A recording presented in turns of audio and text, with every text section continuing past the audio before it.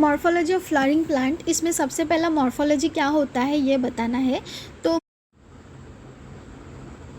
तो हमें इसमें 11 पार्ट्स के बारे में पढ़ना है। सबसे पहला रूट, दूसरा स्टेम, तीसरा लीफ, फिर फ्लावर, फिर पांचवा ब्रैक्ट, फिर छठा पेरिएंथ, फिर सातवां एस्टिवेशन, आठवां प्लासेंटेशन, नौवां फ्रूट एंड 10वां हाइलम, उसी में आता है micropyle and cotyledons. Okay, after dissection and opening of various part of organ, जितने भी ऑर्गन के अपन पार्ट्स को ओपन करके डिसेक्शन करके जो एक्सपोज स्ट्रक्चर होगा, इंटरनल स्ट्रक्चर जो एक्सपोज होगा उसको बोलते हैं एनाटॉमी। और हिस्टोलॉजी मतलब study of tissue, their composition और स्ट्रक्चर। हाँ, उस टिश्यू का कंपोजिशन और स्ट्रक्चर की स्टडी को बोलते हैं हिस्टोलॉजी। फिर एडेप्टेशन में ना हर किसी का कैरेक्टरिस्टिक, उसका फंक्शन, उसका रीजन, उसका मॉडिफिकेशन ये एक्सप्लेन करना है। ओके, हाँ, तो रूट ये होता क्या है? सबसे पहले तो ये अंडरग्राउंड पार्ट होता है और ये कहाँ से डेवलप होता है? तो एम्ब्रियो में जो रेडिकल होता है इसके इलोंगेशन से रूट डेवलप होता है। ठीक है, फिर इसका कैरेक्टरिस्टिक क्या है? तो ये सॉलिड के अंदर रहता है, इसमें क्लोरोफिल एब्सेंट रहता है, इसमें nodes and internodes, leaf and buds भी एब्सेंट रहते हैं, और ये जियोट्रॉफिक एंड हाइड्रोट्रॉफिक पॉजिटिव होता है। पॉजिटिव जियोट्रॉफिक एंड हाइड्रोट्रॉफिक होता है और नेगेटिव फोटोट्रॉफिक होता है। ठीक है, उसके अलावा इसका फंक्शन मतलब इसका रूट सिस्टम का काम क्या होता है कि वो सॉइल से मिनरल्स और वाटर का एब्जॉर्प्शन करते हैं और प्लांट के पार्ट्स को एंकोरेज प्रोवाइड करते हैं एंड फूड मटेरियल को रिजर्व करते, स्टोर करते हैं, और synthesis plant growth regulators. Okay, then इसके 3 टाइप्स होते हैं, एक टैप रूट, दूसरा फाइब्रस रूट और एक एडवेंटिशियस रूट। टैप रूट किसको कहते हैं? जो रेडिकल से ओरिजिनेट होते हैं उसको टैप रूट कहते हैं, जैसे डाइकोटाइलिडॉन्स प्लांट्स, एग्जाम्पल पी और मैंगो मस्टर्ड।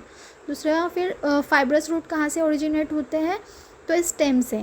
ओके, और इसके जैसे कि मोनोकोटाइलिडॉन, जैसे एग्जाम्पल व्हीट, पैडी और ग्रासेस।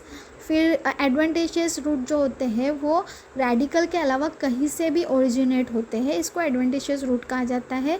तो जैसे कि बनियान ट्री, मेज और राइजोफोरा। ठीक है, फिर रीजन ऑफ रूट। हाँ, तो रूट रीजन के 4 रीजन है, एक कैप रूट, दूसरा रीजन ऑफ मेरिस्टेमेटिक एक्टिविटी, तीसरा रीजन ऑफ इलोंगेशन और चौथा रीजन ऑफ मैचुरेशन। तो रूट कैप जो होती है ना, वो root covered at apex, apex में जो कवर्ड वाली रूट रहती है उसको रूट कैप कहते हैं। इसके by the thimble like structure, और ये जो किससे कवर्ड रहता है? थिम्बल लाइक स्ट्रक्चर से, जो प्रोटेक्ट करता है टेंडर अपाइकल पार्ट को।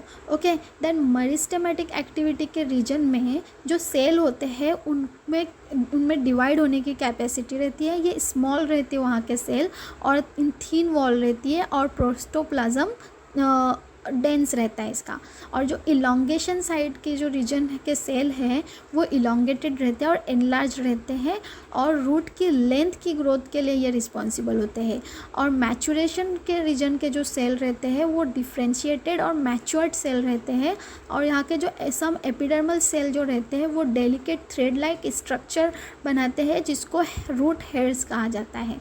ओके, फिर मॉडिफिकेशन ऑफ रूट, तो 3 टाइप का मॉडिफिकेशन करता है रूट। एक तो सपोर्ट करता है, दूसरा रेस्पिरेशन करता है, तीसरा फूड को स्टोरेज करता है। ठीक है,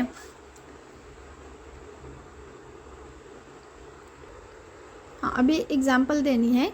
रूट का जो मॉडिफिकेशन करते हैं, जैसे सपोर्ट के लिए कौन करता है? तो बनियान ट्री की प्रॉप रूट और शुगर केन की स्टिल्ट रूट। ओके, फिर रेस्पिरेशन कौन करता है? तो उसकी एग्जांपल है राइजोफोरा की न्यूमेटोफोर्स। और इस फूड के स्टोरेज के लिए क्या एग्जांपल दिए? तो कैरेट, और दूसरा है एस्पैरगस, तीसरा है रेडिश। ओके, उसके बाद शुरू होता है दूसरा टॉपिक स्टेम का। तो स्टेम क्या है? तो ये प्लांट का एरियल पार्ट है। कहाँ से डेवलप होता है? तो एम्ब्रियो के प्लीम्यूल से डेवलप होता है, और इसमें नोड्स और इंटरनोड्स होते हैं। ठीक है, उसके बाद फंक्शन क्या है इसका? तो ये लीव्स का एक्सपोजर करता है, फ्रूट्स और फ्लावर्स का एक्सपोजर करता है स्टेम। ठीक है, उसके अलावा मिनरल्स और वाटर का कंडक्शन करता है, और फूड का ट्रांसलोकेशन करता है, कौन, स्टेम। फिर स्टेम का मॉडिफिकेशन, तो स्टेम और क्या करता है, फूड स्टोरेज करता है, सपोर्ट करता है, प्रोटेक्शन करता है, वेजिटेटिव प्रोपेगेशन करता है और एसिमिलेशन करता है फूड का, ठीक है। तो फूड स्टोरेज, इसके लिए एग्जाम्पल है ऑनियन और पोटैटो। फिर सपोर्ट के लिए एग्जाम्पल है कुकुम्बर, पम्पकिन्स और वाटरमेलन।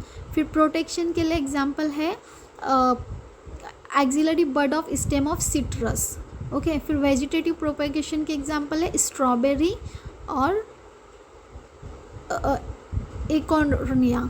उसके बाद फूड एसिमिलेशन के लिए ओपुन्शिया की फ्लैटेंड स्टेम और यूफोर्बिया की सिलेंड्रिकल स्टेम, जिसमें क्लोरोफिल रहता है, वो फोटोसिंथेसिस करता है।